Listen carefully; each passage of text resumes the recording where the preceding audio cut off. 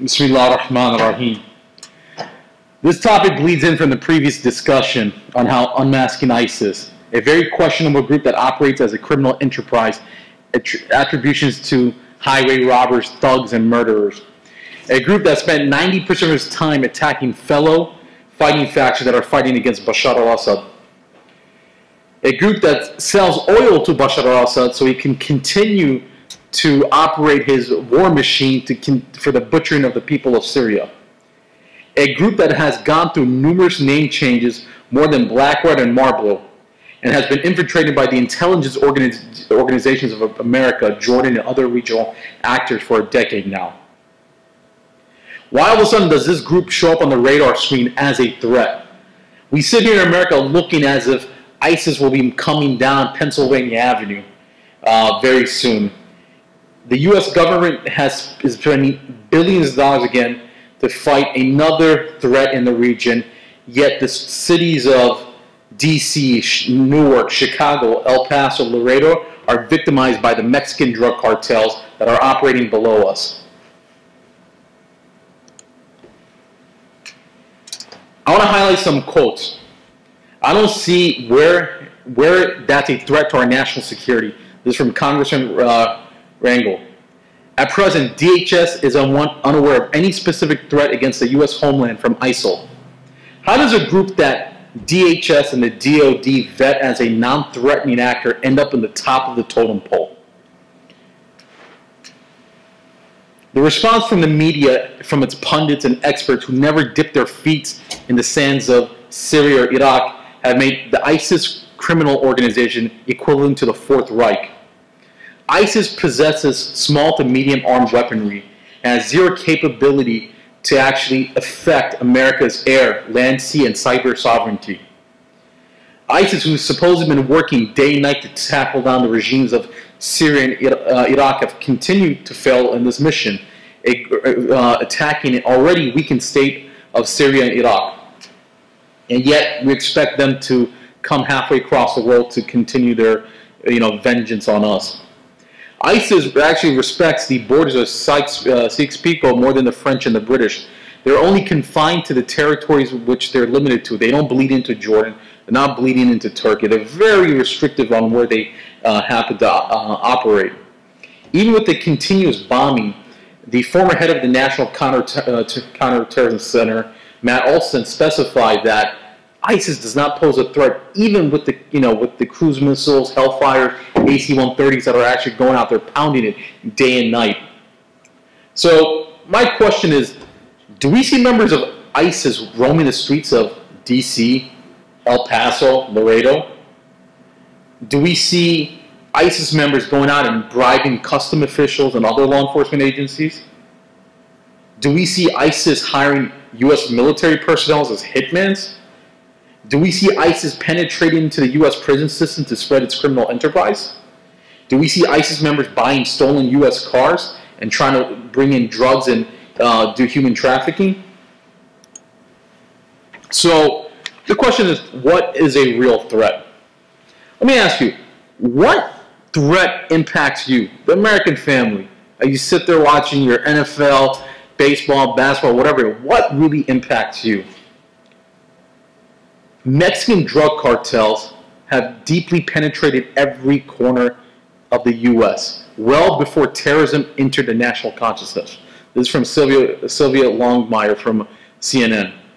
In the 80s, we had cocaine cowboys go out and kill people in broad daylights in the malls of Miami. And today, in the streets of Chicago and in the prison cells of California, we have Mexican cartels that go out there and do the same thing. The DEA sees the Mexican cartel as the most serious threat the U.S. has ever faced. The war on drug cost the U.S. taxpayers $51 billion, 1.5 million arrests. In 2010, 39,000 people died of drug overdose. That is more than 10 times more than the people that died during September 11. 1/3 of 8 cases are a result of syringe sharing from drugs. That's as in 2010, that's about over 350,000. To show how bad the threat is of the Mexican drug cartels, the DEA agent Jack Riley states, People think the border thinks the border is only 1,700 miles away. This isn't our problem. Well, it is. These days, we operate Chicago as if it's the border. The Sinaloa cartel treats Chicago as if it was Juarez, Mexico. It's safer for Americans to walk in some of the cities in Syria and Afghanistan than it is to walk in some of the major cities in the United States. In 2013, more than 16,000 people were murdered in Mexico as a result of the Mexican drug cartels. Between the span of 2006 and 2012, we had it's over 60,000 at a rate of a murder every half an hour because of the Mexican cartels. The criminal enterprise ISIS uses sadistic methods, using psychological warfare with the power of social media to make the boogeyman even scarier. Yet, most Americans attribute decapitation not to ISIS, but to the drug cartels. How many times have we gone through our iPhone or tablet and look at some tweet or looking at some headlines that pop up saying, you know, a couple dozen decapitated heads found in front of a Mexican police station? This popular nasty technique has even reached our entertainment, where we see in movies and TV shows of this type of act. Even shows like Breaking Bad, where you'll see decapitation showing this is a norm of the Mexican cartel. Americans are affected by the drug cartels on a daily basis. Higher insurance rates for Americans who live on the border states, higher taxes support law enforcement agencies to continue to fight the war on drugs, increase of crimes that trace back to the Mexican cartels, murder, gang activity, armed trafficking, prison population, even to the infiltration of law enforcement and from both federal and local. CBS reports has hundreds of law enforcement agencies taking bribes from the Mexican cartels to keep a blind eye on their operations.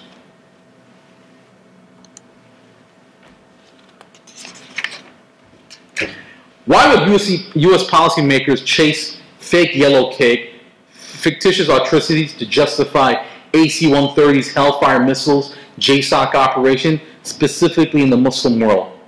Why is it so important to maintain the status quo in the region? The U.S. has made it very clear that they are not interested in regime change in Syria to continue the maintenance of Bashar al-Assad. Over 200,000 people have been killed since the start of the Syrian revolution.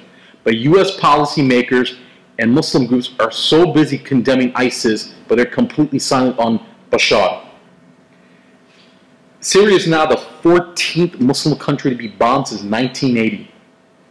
Many U.S. airstrikes have actually targeted other fighting factions that are not associated with ISIS, and these same fighting factions that have absolutely no reports on the atrocities that are committed by the criminal enterprise ISIS, and yet they're being stricken.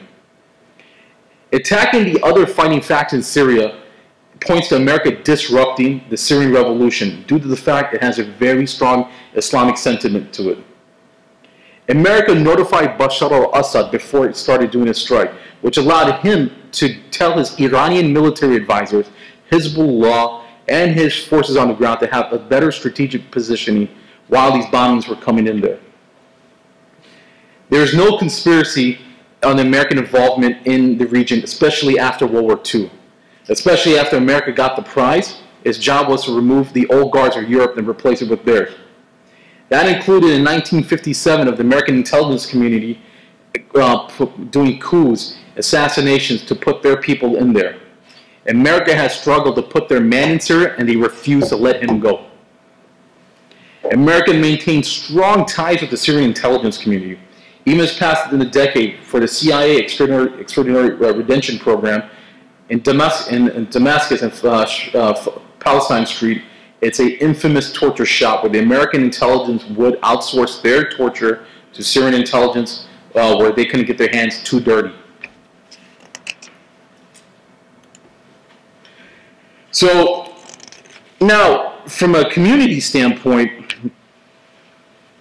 this is where we have a big challenge from both the Muslim and non-Muslim, especially dealing with threat of ISIS and all these various threats that have been posed for the past over a decade now. Muslims in the West have been proactively condemning ISIS through press releases, media organizations, interviews, and other means. Condemning the acts of ISIS brings no justice on the way the Muslims look in front of society. Why are these prominent Muslim groups and leaders condemning acts that they're not responsible for? It's like committing guilty to a conspiracy case. The concept of expecting Muslims to condemn the actions of ISIS is the equivalent of us asking white people to condemn for slavery, the genocide of Native Americans, school shootings. It's just ridiculous.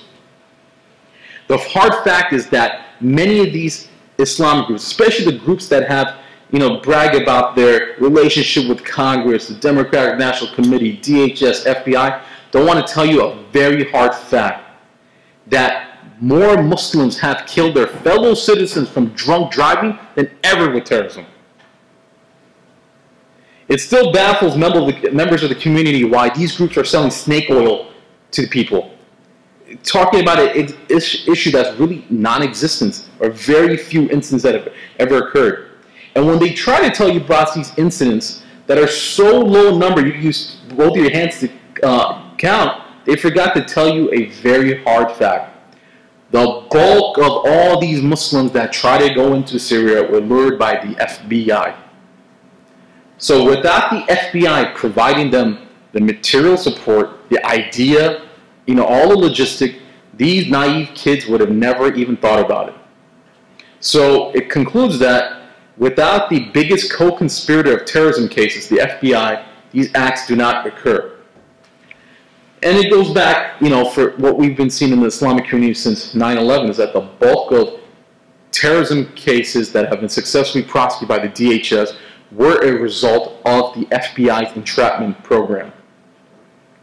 So with one of these cases that happened recently in Chicago, 3 individuals were charged, and they were young, were charged with terrorism-related activities, material support for their potential travel to Syria. Again, this was the FBI plot. What makes this very dangerous is that these 3 individuals, naive individuals, never mentioned about doing any material action. They just wanted to live in the so-called Islamic land. So this brings up a very dangerous concept, is that the American government is actually persecuting people for trying to attempt or going to places where the U.S. foreign policy is not in line with that country. So what would happen right now if a new group took power in Ethiopia, Guatemala, El Salvador, that's not in line with U.S. foreign policy? Are you going to be charged with terrorism to visit your sick grandma, to attend a wedding? We have heard over and over and again from the Ismailis, the Islamic groups, and all the various personality that ISIS isn't a caliphate. It's not Islamic. So this brings up a very important question. For decades, these imams have sat on their pulpits, never discussing how Islam deals with politics. So all of a sudden, when ISIS hijacks the sacred system of the Khilafah, the pulpits and the mosques start to roar. This isn't Islam, this isn't the Caliphate. What is? It appears these guys knew the truth, but were too silent, too ignorant to tell their community about it. They operate like it's the Muslim world, where the intelligence organizations run the mosque, they write the khutbahs, and they're fearful for telling the truth, which is one of the highest attributes of a Muslim.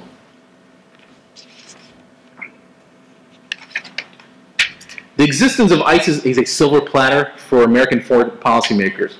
It serves the political narrative that America and its allies have the ability to drop bombs when she wants and to whoever she wants when it feels like there's a threat. So the day when the real caliphate or true khilafah comes, America has no excuse. They don't need any blessing to go bomb Islamabad, Istanbul, Dhaka, Amman. American missiles are not just limited to ISIS. American missiles have targeted groups like Ahrar al-Sham, groups that have the utmost support of the Syrian people. The same factions that have bombed America have accused ISIS of being an intelligence proxy behalf of intelligence organization. American and practically the entire world players are organizing to destroy the Syrian revolution due to the strong Islamic sentiment. Even the CIA-backed FSA are running around with the Islamic flag to show you that people will not accept anything outside of what Islam has ordered them to do. The criminal enterprise ISIS is helping continue to demonize political Islam. So policymakers, the media, and some Islamic groups and personalities are leveraging this to continue to demonize this concept of political Islam. So how many people in DC wish JSOC could come out right now and clean out the streets where drug dealers are terrorizing them? How many mothers who have had their children killed by the effects of the Mexican cartels, drug overdose, murders, getting killed in prison cells, wish the U.S. government would do a better job dealing with the Mexican cartels? Threats to America are not determined by the security of the U.S. family, but they're determined on what affects America's dominant position in the world. Ask yourself, is ISIS really the threat?